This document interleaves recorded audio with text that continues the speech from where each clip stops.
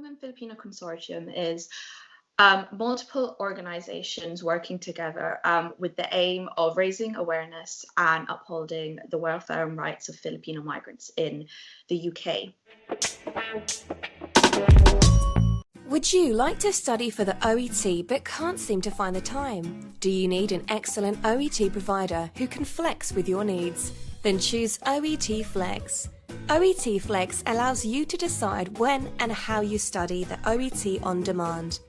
Take Italian qualified nurse L, for example. She needed to pass the OET to work as a nurse in one of the best children's hospitals in the UK. She was working as a healthcare assistant for over 40 hours each week. So she chose OET Flex with native OET teachers online, in person and timed around her work for 5 weeks. And guess what? Nurse L passed her OET the first time. Learn more at www.oetflex.com. Good evening, Manong George here, and welcome to our channel. Today we have a very special guest who helps a lot of Filipinos in the London area and hopefully around the UK. So without any further ado, I'll let her introduce herself. Take it away. Magandang araw po. I'm Keren Austria. I'm actually a student at King's College London. I'm finishing my studies as we speak. Pero habang ako nasa King's, I made it an aim to be more active in the Filipino community. So I did this first by being the president of the Filipino Society in my second and final year. And in my final year, I became secretary of the charity Kanlungan Filipino Consortium. Right. So Kanlungan Filipino Consortium. Can you tell us more about your organization, Keren? What does Kanlungan do? Who does it cater to? Okay po. So Kanlungan Filipino Consortium is multiple organizations working together with the aim of raising awareness and upholding the welfare and rights of Filipino migrants in the UK. So we offer a lot of services that cover a variety of issues.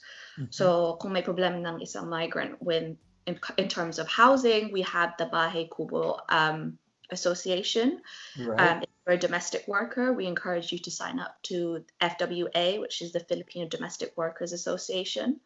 If you have any concerns about your rights as a woman, we have Gabriela, and within Kanlungan, we do have Miss Susan Cueva, Oji, and various other people who can also help you in terms of advice on immigration and employment.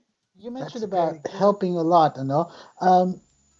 This is not limited to a certain group of workers lang, ano? There's a big nursing community here in the Philippines, and they too can avail these services. Is that correct?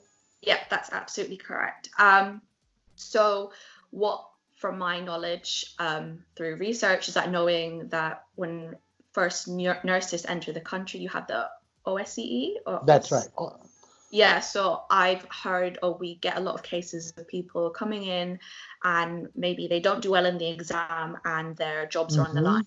So we offer a lot of advice on what they can do and their rights in terms of contracts if it is the case that it's terminated, and things like that. So yeah. Oh, perfect. I mean, I'm not saying it's all, this is not always the land of milk and honey for all the nurses coming in. And that's very true. Nagkakaroon talaga ng problema sila minsan dito. But before we go on further with that, my next question is, what made you start your organization? Can you give us a bit of a background and who you are? What made you have that passion to push through with Kanlungan? Yeah. Okay, so I'm 22 years old, and this charity has been around longer than I've been alive. It was founded in 1996, so I'm like 24, 25 years now. Nice.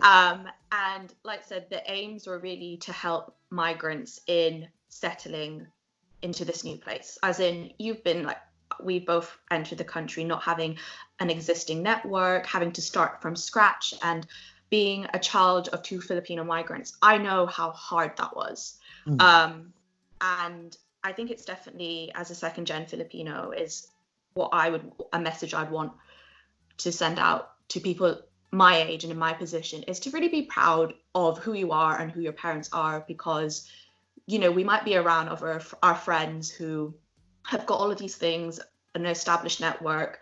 We might envy them growing up, and we might like not really understand who we are. Pero you have to remember, like I said, that they have managed to put a roof over our heads in a space of 10 years, which the families or the friends that we have, they've done this in 25 years, 30 years, 40 years. And they've done that in such a short amount of time. And I think that's so admirable.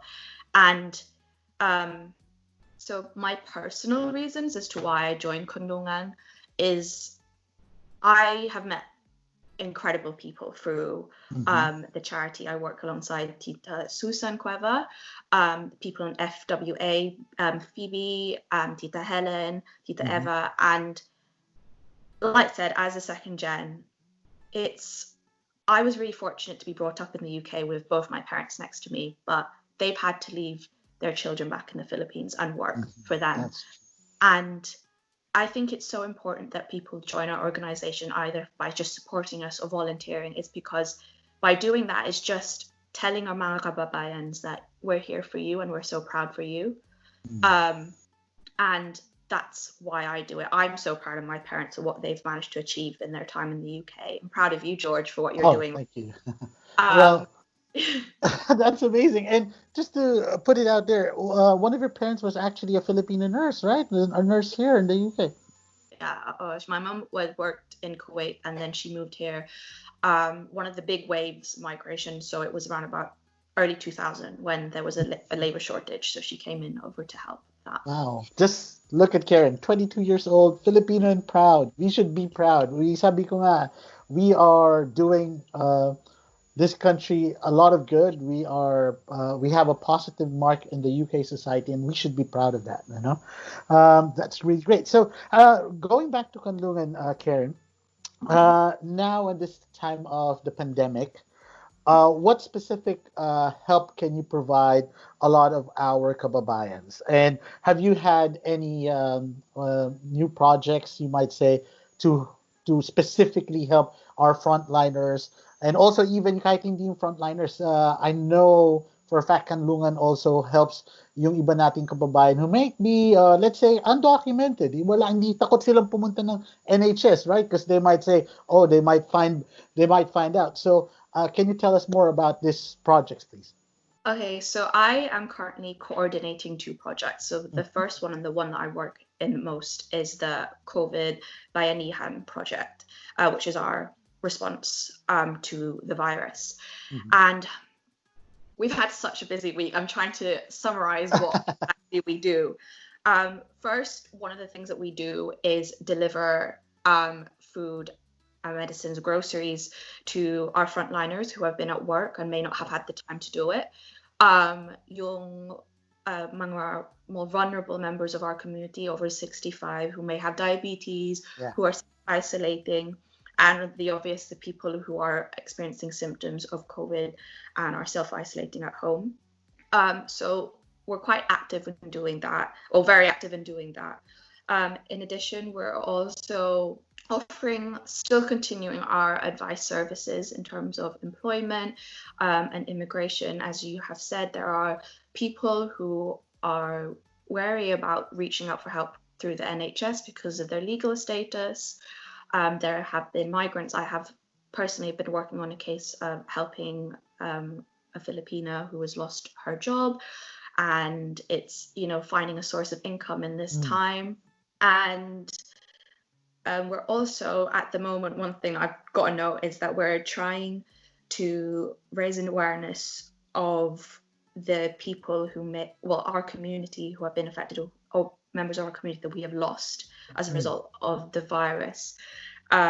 It's been a mixed bag. We've had people who've been working on the front line, and we've also had undocumented migrants. And it's really upsetting because they are our unsung heroes. And we as a charity are trying to raise awareness and get help in helping their families if they're lost behind. And as I said, I've mentioned in the past, the reason I am part of Kanlungan is because I admire the people who do so much for their families, and it's such a shame that they've been taken away from us because of That's this. true. It's one of those things. It's really sad at the minute, but I guess the silver lining here is that meron mga taong katulad nyo that would really live the bayanihan spirit, show that the Filipino community extends beyond borders, hindi lang sa Pilipinas yan. It is true in here, even in the United Kingdom. Now, for those people who would like to get in touch with you, whether they need help or would want to help, how can they contact you, Karen? Okay, but so I will pass you one of our posters to perhaps Of put in course, this video. definitely. I always do. Yeah, it has my contact details on there and the other coordinator, Sir Gary. We have our mobile numbers and our emails are available. You can contact us through Facebook, so it's Kanlungan Filipino Consortium. And we also have our Instagram page, which is now up and running, which is Kanlungan Philly Alliance, I think from top of my head. Yeah. You have a lot of choices there. You could contact them through Facebook. Even through me, I could always contact Karen or even contact push you to the right direction. Please, if you need help and if you think you can help all our Filipino nurses or even all our Filipinos, brothers and sisters here in the UK, please contact Kanlungan or even me. We could help. All right. And thank you very much, Karen. Any final words? Any final message for our The plug is that my second new project that I'm also coordinating is actually hashtag Feed Filipino Frontliners. So calling any of our nurses working in hospitals in London, Surrey, or in the Midlands, please do contact me. We have chefs. I'm working with chefs around the country, Filipino chefs who are willing to be making food for you guys. So yes, I need you guys to cooperate with me and hoping I'm finding nurses who can be at the site to collect the food, which will be all prepared for you guys. So yeah. I'm always a member of Manong Knows. Manong knows best, put your worries to rest when staying in the United Kingdom. Manong knows best.